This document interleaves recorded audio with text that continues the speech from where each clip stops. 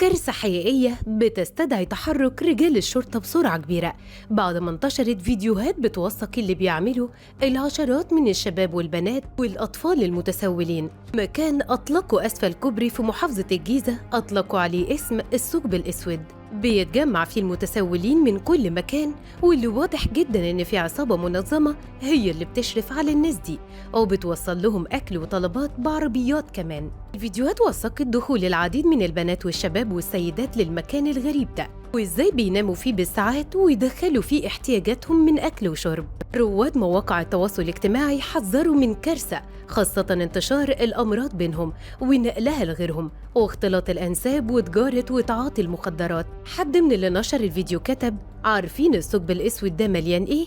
عارفين كم طفل بيتولد في الثقب الأسود مجهول الهوية والنسب؟ طب عارفين الأمراض اللي لو تم التحليل ليهم هيلاقوها عندهم؟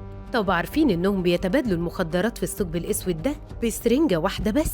طب عارفين في كام ثقب أسود في مصر؟ المتسولون قنبلة موقوتة يا جدعان.